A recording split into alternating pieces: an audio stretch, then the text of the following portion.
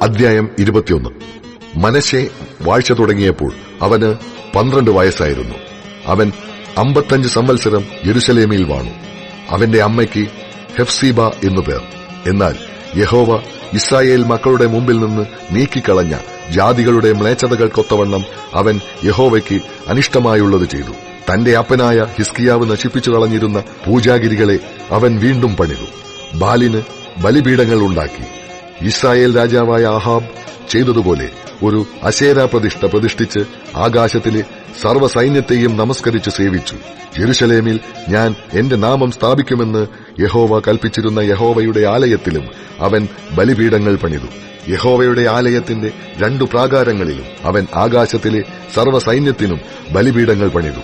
അവൻ തന്റെ മകനെ അഗ്നിപ്രവേശം ചെയ്യിക്കുകയും മുഹൂർത്തം നോക്കുകയും ആഭിചാരം പ്രയോഗിക്കുകയും വെളിച്ചപ്പാടന്മാരെയും ലക്ഷണം പറയുന്നവരെയും നിയമിക്കുകയും ചെയ്തു. യഹോവയെ കോപിപ്പിപ്പാൻ തക്കവണ്ണം അവന് അനിഷ്ടമായുള്ളത് പലതും ചെയ്തു.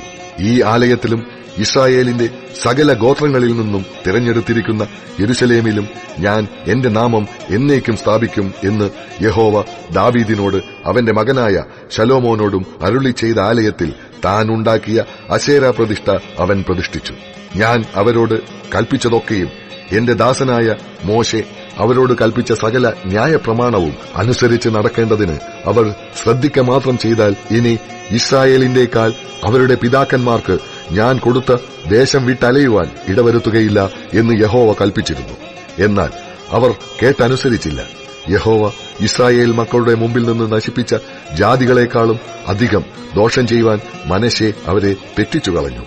ആകയാൽ യഹോവ പ്രവാചകന്മാരായ തന്റെ ദാസന്മാർ മുഖാന്തരം അരുളി ചെയ്തതെന്തെന്നാൽ, യഹൂദ രാജാവായ മനശ്ശെ തനിക്കു മുമ്പേ ഉണ്ടായിരുന്ന അമോര്യർ ചെയ്ത സകലത്തെക്കാളും അധികം ദോഷമായി ഈ മ്ലേച്ഛതകൾ പ്രവർത്തിച്ചിരിക്കയാലും തന്റെ വിഗ്രഹങ്ങളെക്കൊണ്ട് യഹൂദയെയും പാപം ചെയ്യിക്കയാലും ഇസ്രായേലിന്റെ ദൈവമായ യഹോവ ഇപ്രകാരം അരുളി ചെയ്യുന്നു: കേൾക്കുന്ന ഏവന്റെയും ചെവി 2 മുഴങ്ങത്തക്കവണ്ണമുള്ള അനർത്ഥം ഞാൻ യെരുശലേമിനും യഹൂദയ്ക്കും വരുത്തും.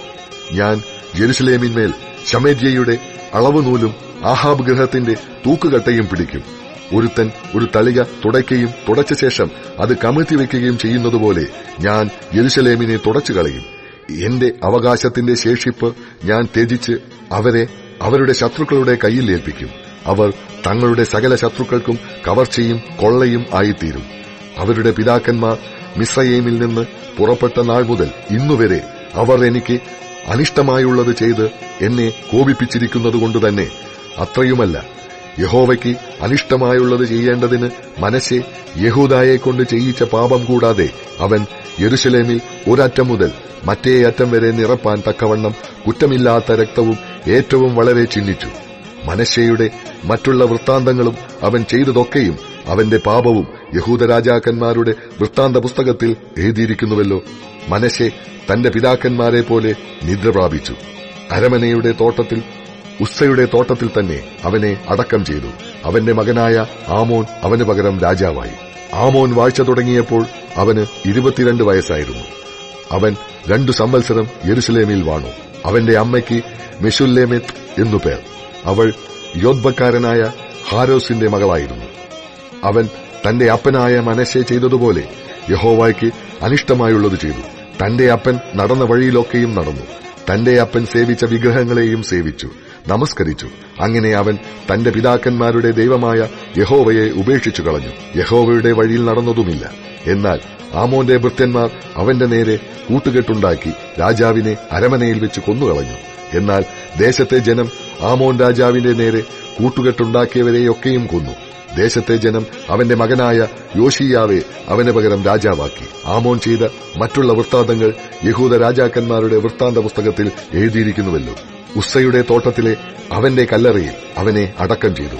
അവന്റെ മകനായ യോശീയാവ് അവന് പകരം രാജാവായി.